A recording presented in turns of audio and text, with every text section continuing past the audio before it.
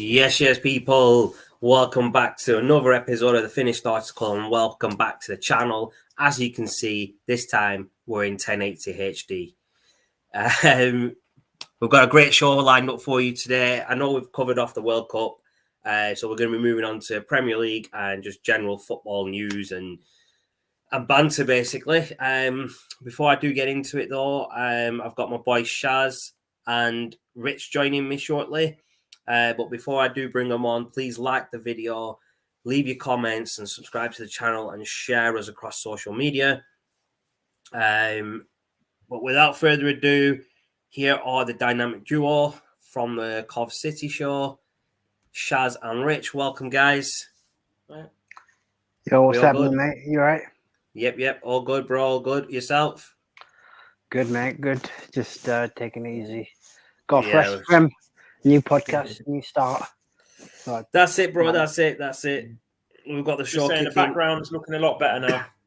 Yeah, we can actually put backgrounds in now. So we've got Old Trafford one on right now, but I will make some new ones going forward as well for us to use. So I want to talk about one thing that I don't know if you lot have seen it in the news or on Twitter. I think Twitter's blown it out of proportion. Salt Bay with the World Cup. Oh yeah, I love that. He's actually literally done like this. Gone to the World Cup. I seen a picture of him with Lisandro Martinez. Martinez is looking at him thinking, "Who the hell are you, mate?" I was like, "Oh my days." Messi hates him. Messi's like, "Mate, what are you doing?" You know what? The funny thing is, FIFA is saying that he's done something wrong, but let's be honest, I think it was all part of their plan anyway. Let's be honest, right? They've blown it out of proportion, but I'm not saying that the World Cup is not a prestigious trophy, because to me, the World Cup, that trophy is probably the most prestigious trophy in football, not just in football, in any sport. Yeah. Right. So the way he acted around it and thought like trying to celebrate with the players, he thought it was bigger than he actually is. And he's just been written off, basically. He's been banned from loads of stuff. No one likes him anymore. Everyone's slating him on Twitter. It's hilarious. I think they've blown it out of proportion. For me, yes, he shouldn't have tried the trophy, but that let's be honest, there's a picture of him with Gianni Infantino, the FIFA president. And I find it funny how in one video he's like doing the sprinkling over the state. Yeah, he manages to get access to FIFA's own tournament, which shows FIFA's security is lax. So, I mean, let's be honest, I don't think there's anything to it. I'd leave it at that. It's funny. Yeah, no, exactly. What about yourself, Rich? Did you see anything about it on Twitter or anything? I haven't seen anything about it, to be honest. To be fair, I will be honest. It feels like it's been blown out of proportion by people, but it is what it is, and he's touched the World Cup. He's tried to. Basically, what happened is since the end of the World Cup and obviously the start of the football starting again. I know Championship is slightly different. Where me and Rich have gone to that separately, but because they haven't had much to fill on the back pages now that the Ronaldo stories have kind of died down, they're like, okay, what can we talk about now? Oh, let's talk about Salt Bay invading the pitch and killing a few pages. But it's just crazy, isn't it, that they've picked something so stupid to headline newspapers and make articles on it. I think it's ridiculous. Give it a couple of days. Again, it's the media and the internet and social media blowing that out of proportion, to be fair. Yeah. If there was no social media, people would have just read it in the news and it would have been done with. Yeah, exactly. But there's a couple of rumours that I've been reading today, and I think a couple over the past couple of days.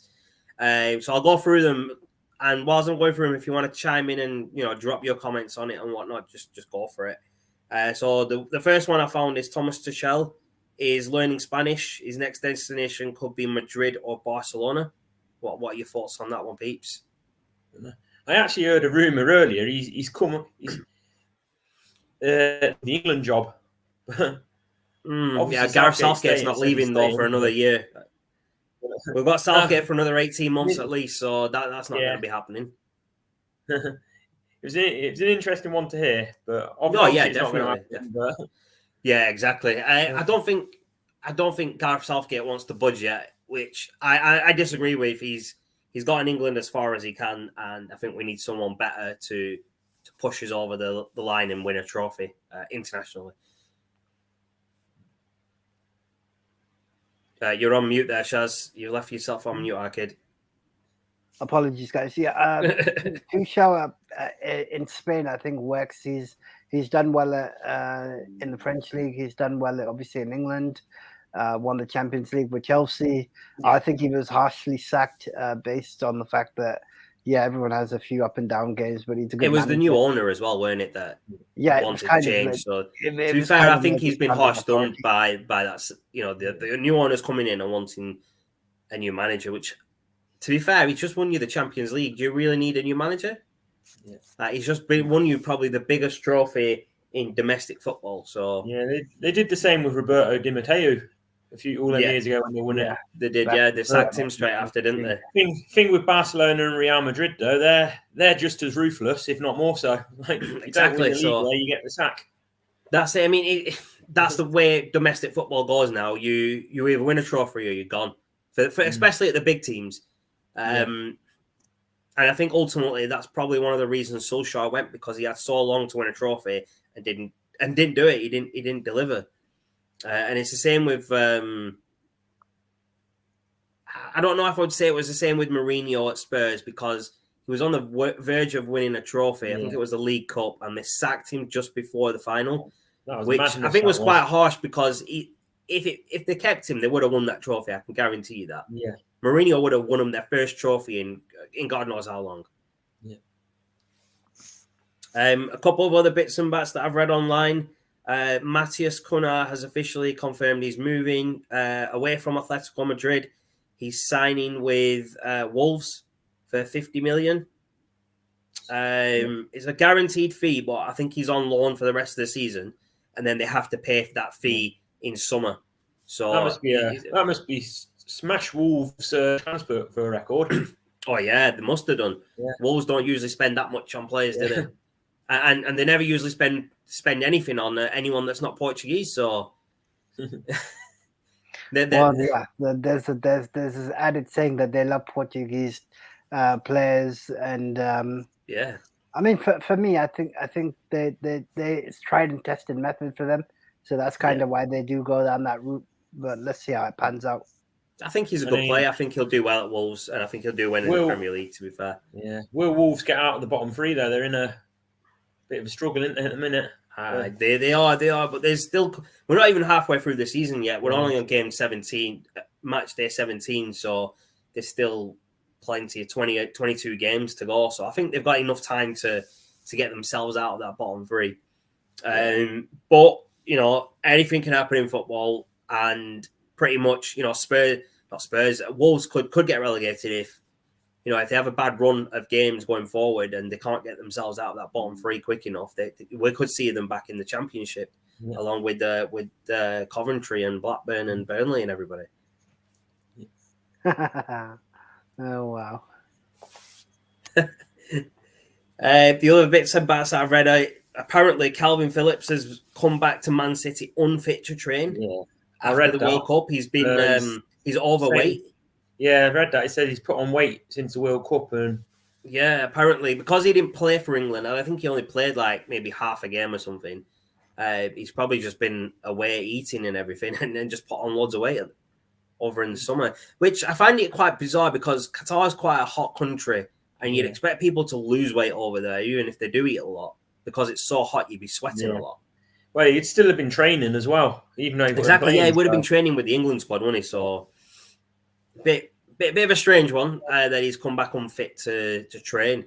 So he's going to have to work on his fitness before he even starts training with the squad. And I doubt we're going to see him until mid-January, maybe after that. He'll get the fitness back quick enough. He's a professional player, so... Yeah, but no, I get that. But I don't think we're going to see him in a City shirt playing for him until mid-Jan at least. So... There is that. What's going on here? We've got a comment from... Is this you, Shaz, that's posted this? Yeah, just ignore it. Just read it out. I was trying to share it privately. But basically, the whole Martinez goalkeeper celebration. Well, apparently, Argentina and... All right. I'm going to bring this up so I can let you explain yourself here, Shaz. So my Go boy for it. Shaz is saying Villa manager Emery does not want to work with Argentina goalkeeper Martinez, and is keen to offload the World Cup winner next month. What's the reasoning behind it, Shaz? Like, I've not read that. So basically, obviously, Argentina won the World Cup over the weekend, and Martinez is known for his extravagant celebrations. So if you ever watch some of his penalty saves, he tends to kind of do the. You remember the Triple H "suck it" chant where he did with the hands, Yeah. and the clutch. Oh, yeah.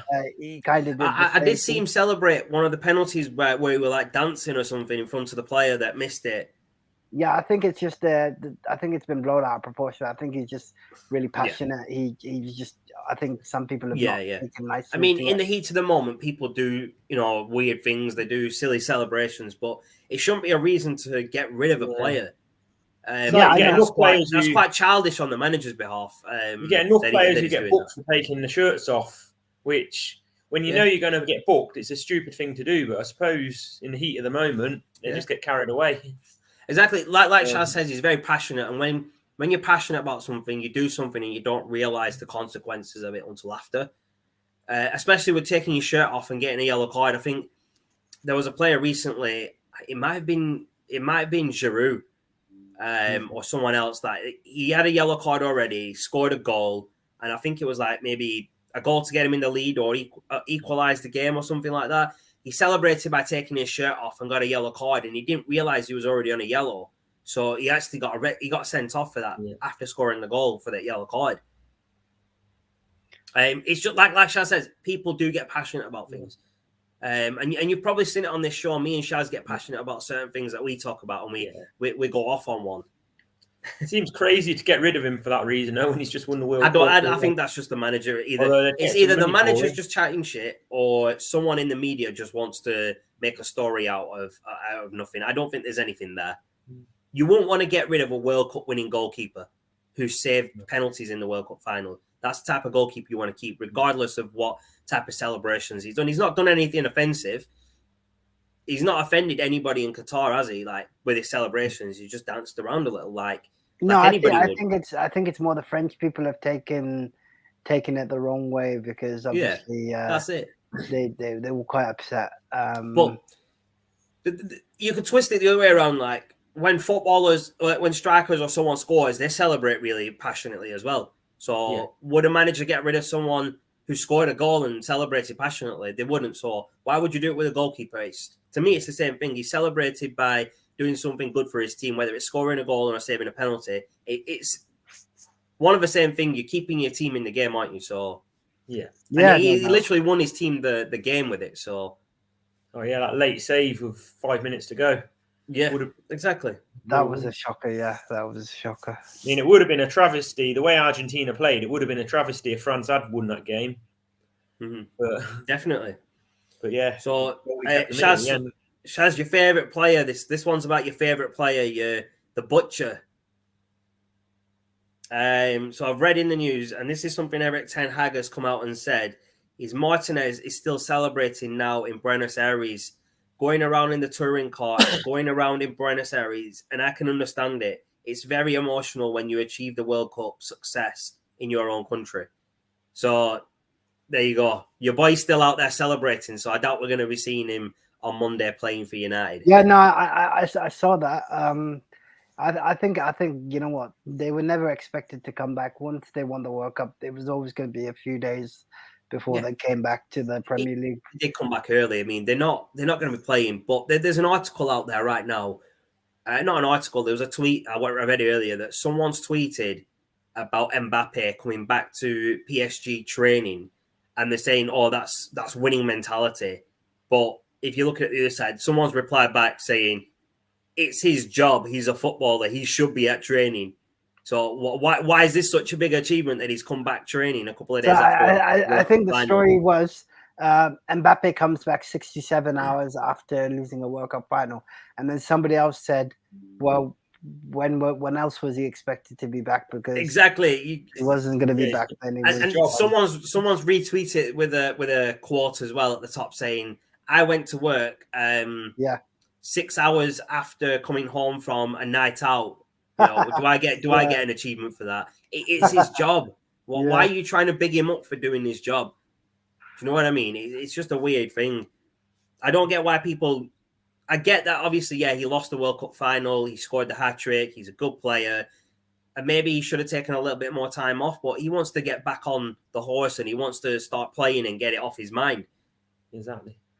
I saw something on Facebook the other day. They were comparing Mbappe to Harry Kane.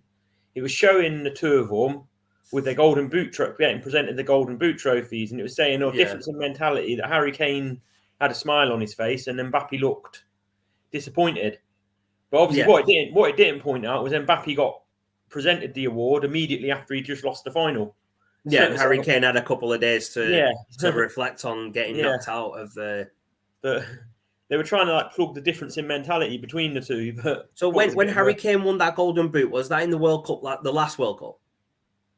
Yeah, 2018. It was So obviously they got knocked out in the semi-final at that time, and then you get that trophy after the final. So he's had that couple of days to reflect on it, and obviously that's why he's smiling. Exactly. But Mbappe was upset because he's literally just lost the World Cup, and then he's getting a trophy for scoring the most goals. Exactly. There's no difference in the mentality. I think it's just, again, the media and social media blowing things out of proportion, and that's the problem with things these days, is that social media plays a big part in a lot of things, and I think that's what's affected Sancho quite a lot. Jadon Sancho at United. Yeah. After the Euros last year, it's affected him a lot because he got a lot of stick. He got a lot of hate for missing the penalty. Same as Rashford, same as Saka. But everyone has a different way of dealing with things, and it might have just been too much for him, which is why he's gone dark. I mean, no one's heard much about him since since he stopped playing regularly at United. He's just gone quiet as anything. Yeah. I think for anyone in the public eye, social media is ruthless. Right? Oh, yeah. And I know it's one little mistake, and that's it. Social media will be all over you if you're a celebrity. In some ways for the profiles, but in some ways, if you're a professional footballer, in some ways you're better off just staying off it. Yeah, definitely. And I think that's what he's done. He's removed everything off his social media on one of his social media accounts. I think it was it Instagram or something. Yeah, Instagram. I read the article I think one of the things I'll say about social media, back in the earlier 80s and 90s, because it wasn't that big. Now, obviously, the problem there was no social media. There was no internet then, bro. There was hardly anything back then. But the problem is fans have an opinion. Obviously, players read what people say. So as long as you're within reason and without being abusive or racist, you're allowed to say something. What I don't like is when people tag play, like they post a negative opinion about a player, which is fair enough. You're entitled to, but when they tag the player in the post, like he gives a crap about what some guy who works as a builder or something says about him on Twitter. It's like, why are you tagging him? You're tagging him like you know him, like you don't even know this guy. Like he wouldn't be seen stood next to a person like you, and you're tagging him in a negative post about him, like he actually gives a shit about you. Yeah. It's like I tag Shaz in stuff on Twitter, and I tag you in it because we know each other. But I would never say something negative about you lot and then tag you in it. Or I wouldn't say something negative about a footballer and tag them in it. I wouldn't. Yeah. I have my opinion about certain players that I don't like, and Shaz knows this very well. I'm very vocal about the players that I don't like, but I wouldn't go on social media and then tag them in a negative post. Let's say, take Harry Kane, for instance. Shaz knows how I feel about Harry Kane, and I think people watching the podcast know how I feel about Harry Kane. And after he missed the penalty for England, you didn't see me going on Twitter tagging Harry Kane and giving him loads of grief for it, because there's no need for it. Yeah. Well, it's like we wouldn't expect it in our jobs. Like somebody to... Exactly. You don't expect people to come to you and say, oh, you did this wrong, Rich, in your job. Whatever it is that you do. I won't mention it on here, but and same with you, Shaz. Let's say you're doing your job and one of your customers or clients or whatever, comes up to you or puts up a tweet about Shaz. Shaz has done this wrong. I'm disappointed. Sack him. That you wouldn't expect it in your role. So why should footballers expect it in theirs? There should be more. There should be more laws protecting not just celebrities but anybody with hate online. because the amount of they call it cyberbullying or whatever it is, it's quite big, and a lot of celebrities take a lot of stick online, which can affect them mentally. And I don't think it's fair on them, because at the end of the day, they're just doing the job. Like wrestlers, footballers, basketball players, all these different type of celebrities, even movie stars and TV hosts and whatnot. They all get stick for doing something that someone doesn't like, but then you've got other people that do like it. Yeah. So, and often, why hate on people online? With actors and pop stars, there could be a negative headline about them, and then you get people who haven't even read the article, then tagging them and giving them abuse over it. It's like, exactly, it's just not needed, is it? It's the saying goes, if you've got nothing nice to say, don't say nothing at all. And I think that's what people on social media should do. But the problem is, you're behind a keyboard, you've got your Twitter fingers, Twitter thumbs or whatever it is, and you think you can say what you want online and get away with it. And most people do get away with it. Yeah. Yeah, I think it's finding that fine line. As Shaz knows, because I've just posted something. That's kind of where we go with this. We kind of like. Bro, you should have just put that on so I could share it with everybody else. Just for a bit of context, Shaz says he hates Sami Zayn, and for the people that know Sami Zayn or wrestling, you'll know who he is. But I won't go into too much detail on that one. That's just made me laugh, man. There we go. I hate Sami Zayn. Shaz has done it. That's a bit harsh, bro. I don't know why you would hate on the honorary oofs. Because he's not. You know what I mean? He's not. I think Shaz has lost his oosiness here, or oosie. He's not oosie enough right now, Shaz. I think that's what it is. Oh wow! Don't worry. Yeah. We'll save wrestling for another. Rich is just looking at us like, what are these two on about? Is he AEW or WWE? I'm out. He's WWE. He's WWE. I haven't watched it for a long time, so I'm a bit out of the loop with it. Just type in Sami Zayn's best moments this year. In 2022, you'll understand them. And it, Shaz. Yeah. He's absolutely mad. But back to the topic of football, which is what the show is about. There's news going around that Cody Gakpo and Man United are in talks. United are talking to his representatives. There's a 50 million price tag on Gakpo at the moment, and PSV are adamant that they won't budge on that, which to me isn't a high price. I think we should pay the 50 and get him now, then lose him to the likes of Arsenal, Liverpool, City, or Chelsea, or even like Real Madrid or Barcelona. Take him now at 50, then having to buy him in maybe 4 years for maybe double the price. If I were United now, I would just say, right, let's go get him. They want 50, offer him 50, sort his contract out, have it done and dusted by New Year, and we can announce him on the 1st of January as a new player. Just get it over the line. Because we know what United are like with transfers, don't we, Shaz? Yeah, I think the sooner the better, because they seem to take an age to make a decision on anything. I mean, let's take Frankie de Jong's situation in the summer as an example. We don't want a repeat of that, even with any player. I mean, let alone Gakpo, because we need a player like Gakpo. Yes, Rashford is scoring goals and everything, but he's not our number 9. Our number 9 right now is Martial, who Shaz has a lot of issues with. Right, Shaz? Issues in the sense that I don't think he's a solid number 9, but you're right, bro. I mean, how long on the podcast were I telling you to give the guy a chance? And even I don't want to give him any more chances now, bro. You can give the guy a chance. That's like me saying to Rich, why is Josh Eccles playing? It doesn't make sense. I mean, some things are best left unsaid. It's one of those life mysteries. I say we cut our losses with Martial now. Sell him to whoever wants to take him. Bring in Gakpo as our new number 9. Because Martial, when another player comes in on his position, you can tell by his face when he plays, he's just sulking. Yeah. And you don't want that. You don't want a player who's going to sulk when another player comes in. But there's talk if Gakpo comes in, we might be getting rid of Jadon Sancho on loan. Not a permanent sale, but on loan back to the Bundesliga. I think we talked about this the other day, didn't we, Shaz? Yes, on the last podcast, because Sancho's lost his confidence. Yeah, And what where's he the needs, one place? Where's the one place Sancho is loved right now? The Bundesliga, where he made a name for himself. So going back to the Bundesliga to get his confidence back will probably be the best thing for him if he doesn't get his chance at United. I don't want to see him go out on loan because we paid so much money for him and we pay a lot of wages to him.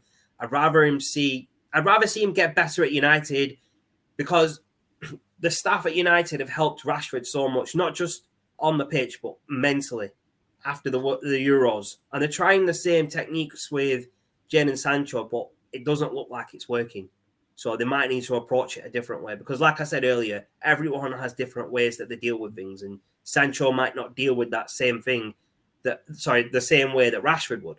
So they might have to, have a different approach for Sancho, which I do hope he does get his form back and we see the best Jadon Sancho we've ever seen in a United shirt. It'll be a shame if we don't. Yeah, I think you and me talked about it the other day, Shaz. Mm-hmm. So after the Euros last year, Saka, Rashford, and Sancho went through a bit of a hard time with the abuse that they had to go through, which I don't think was fair. Yeah. And I think Rashford and Saka kind of recovered, which is why they were in the England squad. I think Sancho, unfortunately, took the hit a bit harder and wasn't really looked after properly. Isn't Sancho younger than Saka and Rashford though, or are Saka and Sancho the same age? I think Saka's the youngest out of the three of them. Is Saka the youngest? Okay, that's fair. I thought Sancho may have been the youngest. I think Saka's only about 19 now, isn't he? I think Sancho was 19 at the time, but he's about 21 now. So yeah, I think Rashford's 24. Yeah, he was 18 when he broke into the England team, weren't he? Yeah. Or broke into the United team before. Yeah, he was 18 when he broke into the main team. Not sure about Sancho, to be honest. Sancho was 20 when he came to United from Dortmund. So he would have been 21. So he would have been 21. Yeah. I think he was 21 by the time it was the Euros. Yes. Still young. Yeah, he's still young, and hopefully, he does recover, and we see, this next half of the season at United, we see Sancho playing more, and we see him at his best. Because that's what we really want from him. We want him at his best. Exactly, yeah. So one other thing I want to talk about now, on separate football topic, and Rich will understand this. So I'm going to bring up the topic. Doug King's takeover still pending. So, as most will know, Coventry City have recently been taken over by Doug King, who is replacing Sisu, who still own 15%. And Doug King owns 85%. I think a lot of fans are still wondering why the takeover is still pending. So from what I've read, the EFL still haven't made a decision on the fit and proper test that's still coming back.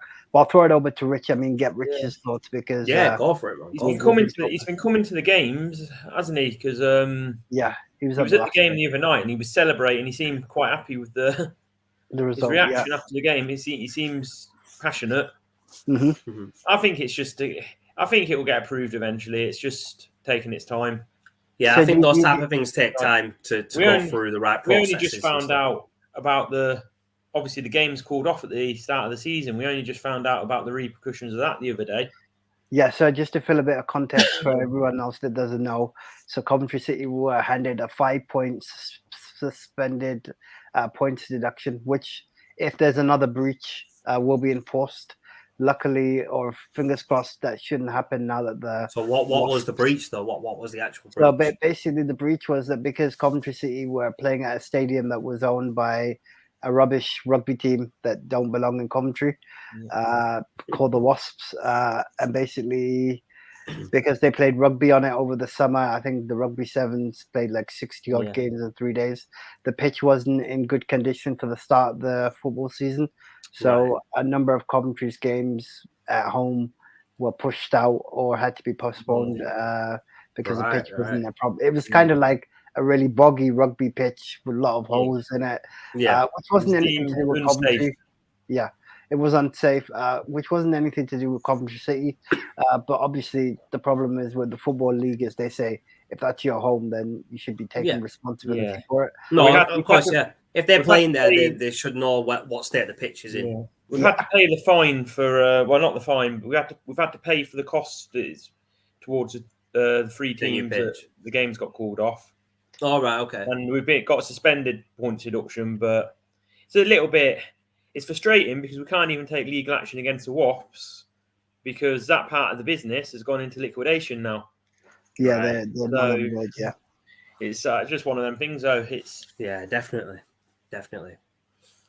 So I'll go back to a couple of the rumours that I've heard, Shaz and Rich. Man United's main priority in 2023 is to sign Enzo Fernandez. I heard about this earlier. I heard they put £120 million bid in. Yeah. So it says here, United are overtaking Liverpool in the race for Enzo Fernandez. There are already ongoing talks, and United are even willing to trigger the release clause. So I think once they come to terms with the player himself, they'll hit the release clause or whatever it is. I don't know what it is. It doesn't say it in this article, but once that's done, that's the player that they'll sign that player because they've overtaken other teams like Liverpool in the race to sign him by the looks of it. And the other bit of news I've got is Rafael Leao has admitted he'd like to play in the Premier League one day, and he's actually linked to Man United right now to come over to Old Trafford. I heard this as well. I mean, I think it's going to be interesting because if the Glazers are looking to sell, it depends how much focus they'll give towards the transfer window in January versus selling the club. So I think it'll be interesting times. I mean, they probably could look to get one, maybe 2 deals done, but I can't see them doing a whole lot if they're looking to sell the club. Yeah, I mean, technically most clubs don't spend much in January anyway. So I think what will happen is we'll probably sign Gakpo in January, and then we'll probably look to have the takeover done by summer so we can have a good transfer window in the summer with the new owners. Yeah. That's the way I see it. Has much been said about the takeover in the last couple of weeks? Not really. I've not heard anything since the last time we spoke about it. It seems to be a bit quiet on that front because there are 3 potential buyers. You've got Apple, the Dubai Investment Group, and Sir Jim Radcliffe. That all 3 still want to buy United, but it depends where they're all at with the negotiations and offers and stuff like that. So I'm sure, obviously, going into January, it'll start getting the news for that will start picking up. Yeah. Once we hit the new year and once the Premier League starts next Monday, we'll start hearing more news about the takeover, and obviously, like we've just gone through a bit of rumours for United and other teams as well. But speaking about the 26th on Monday, that's when the Premier League is back in action.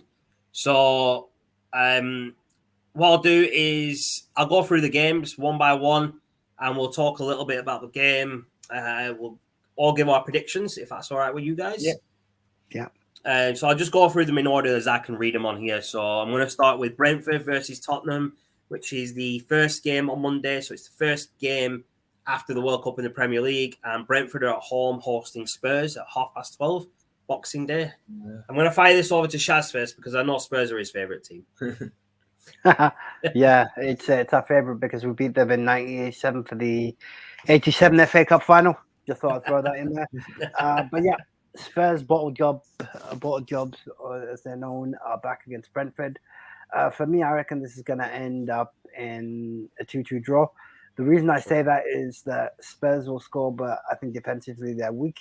Now, Brentford, believe it or not, if you've heard the rumours as well, Ivan Toney has been charged with a further 30 counts. He has. Betting charges. So I saw that online yesterday. Why would he be charged? I reckon he'll get a double just because I think he might be getting a lengthy ban incoming. Yeah, he's going to be banned. I think in the new year he's going to get a 2-year ban. Him. I don't know, but yeah. I think he will come out, and I think... So I know you said it was 2-2, your prediction. I'm going to go 2-1 Brentford with Ivan Toney scoring the brace. Yeah. What about yourself, Rich? What are you thinking on this one? I mean, Brentford are at home, so there's always a chance. But I'm gonna go for a Spurs win. Yeah, 1-0 Harry Kane penalty. He'll put the Okay. Oh dear. I'm Lady sorry, goes- man. I don't see it. I don't see him scoring another penalty for a while. No, No, that's fair enough. Go. I mean, go. it could. I go don't horribly think. I wrong. think. He could. I don't think he'll score though. I think he will score. I just don't think it'll be a penalty. But as I said, I think it'll be 2-1 Brentford.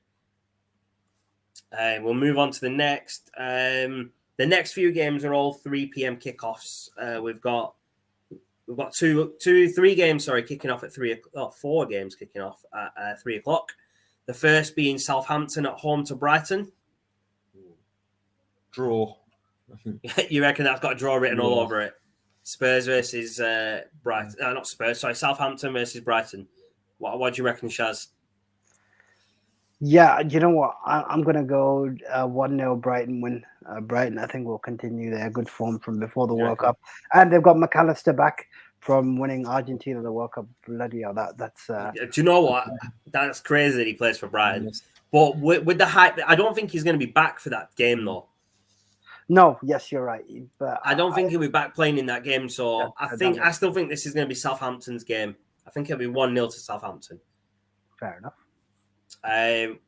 But we've got Leicester City hosting Newcastle for the next game.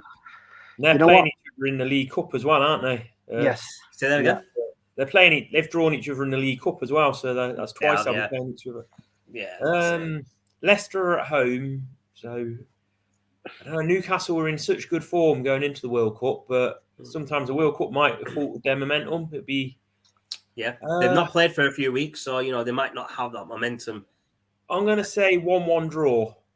1-1. Well, what about Yeah. yourself, Shaz? I'm going to go 4-1 Newcastle United to win. 4-1, flipping out. Callum Wilson hat-trick and a Trippier free kick. Oh, here we go with the players as well and everyone who's scoring. This guy's on it today. This guy is on it. If you want to put bets on people and you lose, I'd be blaming Shaz. Yeah. I'm going to go with, I'm going to say Leicester 2-1 here. I know Newcastle have had a good run up until the World Cup, but as we all say, everything that's good comes to an end at some point. And they've not played together for 3 weeks as a team. I think some of their players may still be away for the World Cup or may not be back in the team from playing at the World Cup. And that momentum's going to shift away from Newcastle in this game, and I think Leicester will take it. Moving on, we've got Crystal Palace and Fulham. I'm just going to go out and say this is going to be a 0-0 draw. Yeah. They always say a lot about local derbies. Eh? Yeah, I'm gonna go with 1-1. So I'm gonna go. Yeah, that's my prediction. What about yourself, Rich? I'll go with 0-0 as well. 0-0, yeah. We've all gone for the draw. Fair play, fair play. The last game at 3 o'clock is Everton versus Wolves. Everton at home. I'll say Shazzy's 2-1 saying Everton. 0-0. Sorry, neither 2-1 to side- Everton, did you say? Yeah, neither side were doing great before the World Cup, but Yeah, true. I'll say 2-1 to Everton. I'm going to go 2-1 Wolves on this because I think Wolves have got enough to beat Everton on this. But Shaz is going a 0-0 draw, aren't you, Shaz? Yeah. Fair play. So there's only 2 more games left on Monday. We've got Aston Villa at home to Liverpool. Liverpool's chance to come back from getting beat by City the other day. Just putting that out there. I'm going to say... Throw that in there. Right. I don't know. Shaz knew I was going to throw that in there. Come on, Shaz. Liverpool, they've slipped up a few times this season in games they shouldn't have, but I think they'll win this one. Yeah, 3-1. 3-1 Liverpool. Yeah. I think Liverpool will come back in this game after getting beat by City a couple of days ago. I think Liverpool will win this 2-0. So I'm going to go Liverpool to win it 3-0, but I'm going to say that Nunez is not going to score anything. Nunez is a waste of space, man. I'm sorry, but I watched that game the other day. how Nunez, you can still I stick don't by know a how player he like missed- that, I don't understand. How he missed those 3 chances is beyond me. I mean, They should have beat City in that game. you know what? The fact that Gyökeres can score consecutive goals in a week shows that he's probably better than Nunez. Just throwing it out there. I know. Just throw that out there, innit, bro? Just throw that out there. Did anyone catch the playing in the Premiership if he was a more consistent finisher? I mean, I know it's a mad thing to say about the Championship's top scorer, but that's the one thing that lets him down: his finishing, his shots. Did anyone catch the fight at the City Liverpool game with a shoving match and stuff? If you watch the clip, if you go back and watch the clip, Nunez actually tries to shove someone and misses the shove as well. Just putting that out there. He didn't just miss the goals; he missed shoving someone as well. That's how bad he is at anything, bro. That's all. I'm just gonna put that out there for everyone to know. We'll go on to the last game. The Liverpool Aston Villa is a 5:30 kickoff. His next game is straight after that, 8 p.m. kickoff. Arsenal at home at the Emirates Stadium against West Ham. Over to you, boys. 1-0 West Ham.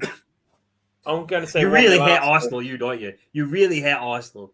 Even though they're at the top of the Prem, this guy is going to give him so much shit over the rest of the season, especially if they don't win the trophy, if they don't win the Premier League. Shaz is going to say, I told you so.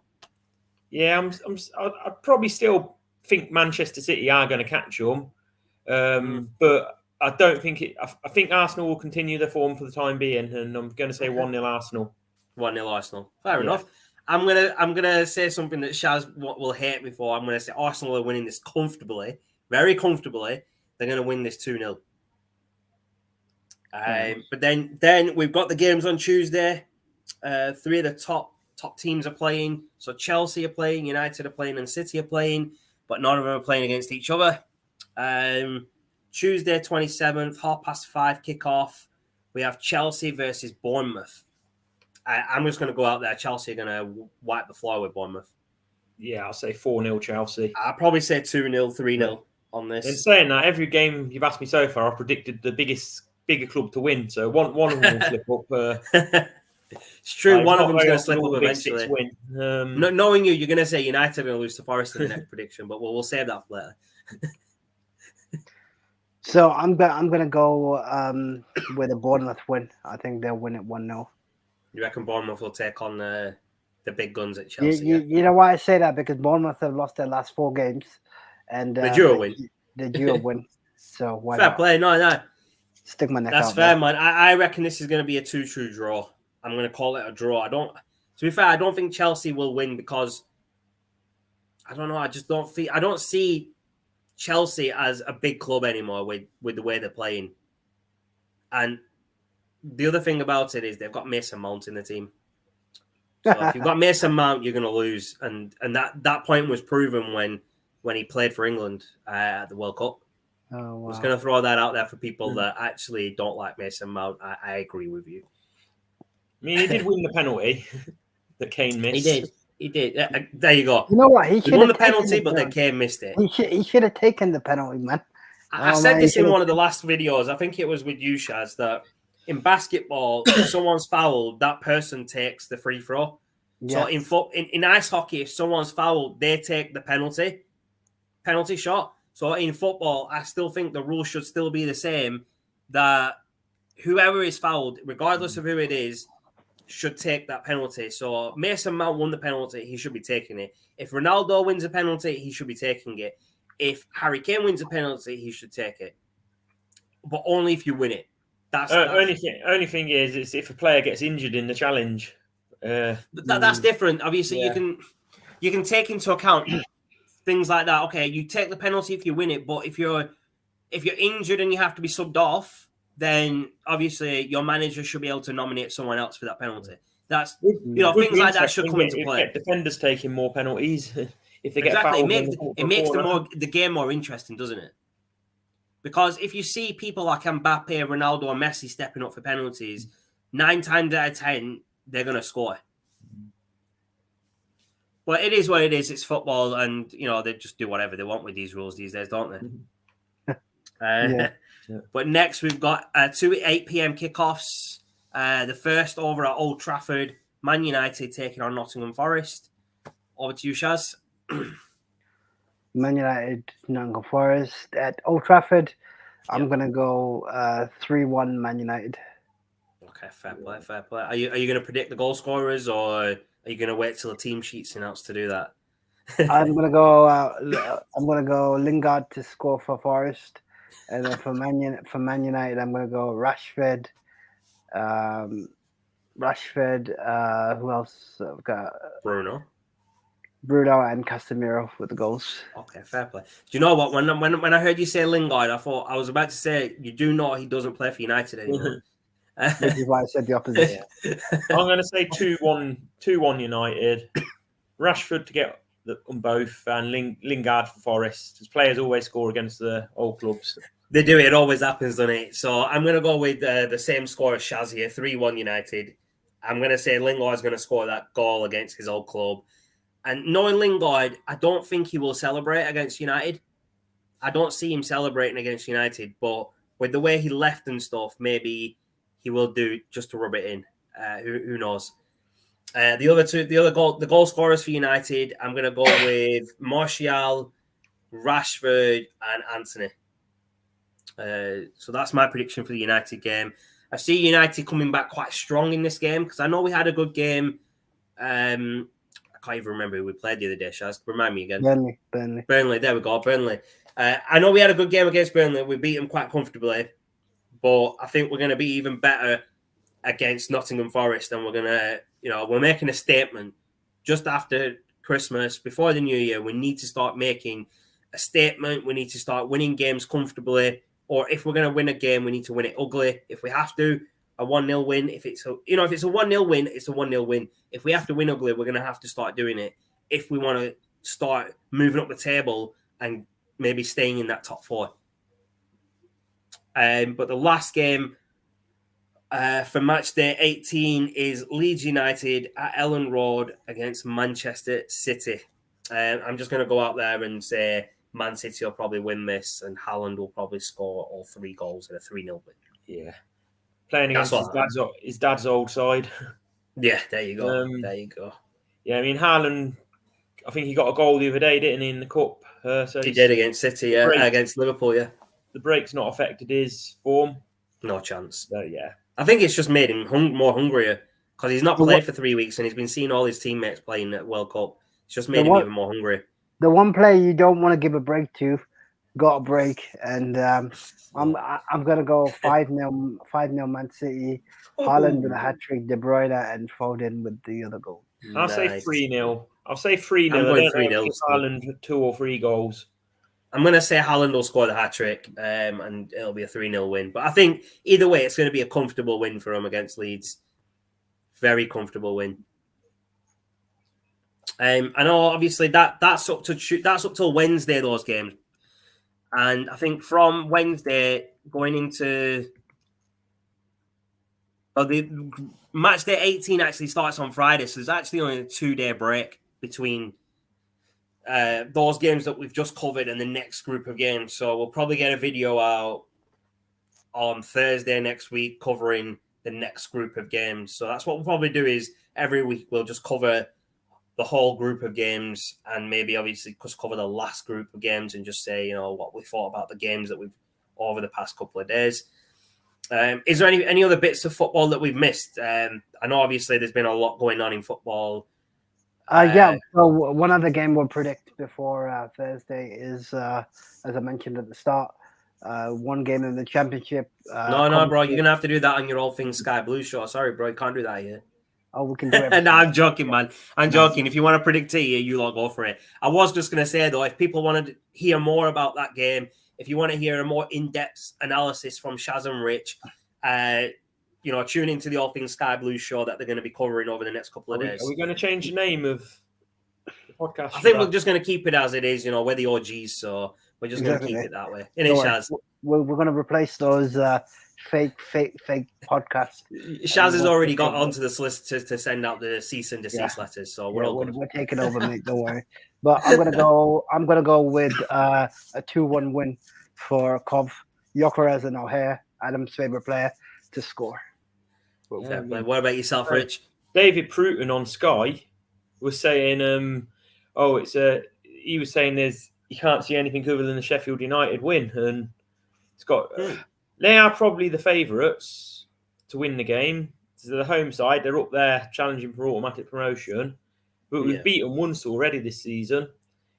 it won't be unheard of for us to go up there and win. I'll be confident. I'll predict.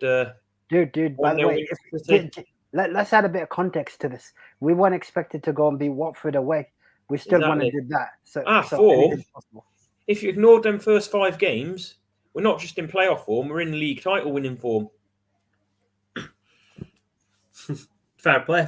I'm not going to say much on this because I don't really follow the Championship and I don't follow Cov City, so I can't really say much on it. But I can ask you a couple of questions about Cov City whilst we're here. You're the experts. You're the analysis for all things Sky Blue. So where do you see Cov City finishing at the end of the season? Do you think they'll get promoted or playoff, or where do you see them? I think they'll finish playoffs. So I think probably finish 4th. So do you think they'll get promoted? Though? The main question is, do you think they'll get promoted from the playoffs? Yes. You think they will? Okay. What about yourself, Rich? I'm trying not to get too carried away, but the way we're playing, I mean, it's not been perfect. We threw away a 3-0 lead the other day against Swansea. I remember you saying, we did Argentina. It's been far from perfect, but the way we're playing, beat West Brom the other day. We've just won 5 in a row. Nice. So, like I say, keep going the way we are, then we will be up in the playoffs. But it's just what happens. We keep keeping certain players fit. That's it. So, do you think they're going to finish in the playoffs, or we probably need a new centre back as well in January because obviously McFadzean's injured and. I'll say yeah. We'll make. You reckon they're going to finish in playoffs? So again, obviously, you're saying they're going to finish in the playoffs. Do you think they'll win the playoffs and get promoted to the Premiership? Oh yeah, we always win at Wembley. So fair play. So you're both expecting Cov City in the Premier League next season, yeah? Yeah, it's a nice dream. Fair enough. I'm not. You never know. You never know. It can happen. I mean, Blackburn Rovers have been in the Premier League before. Nottingham Forest. Burnley have been in the Premier League before. So why can't Cov City make it? Nottingham Forest are there. How can you not make it? 5 games last season. Notts Forest were bottom of the league. They ended up going up via the playoffs. And this season, we were bottom after 10 games. History can repeat itself, can't it? History can repeat itself. Definitely. No, but it's been a good show today, guys. Appreciate you both on.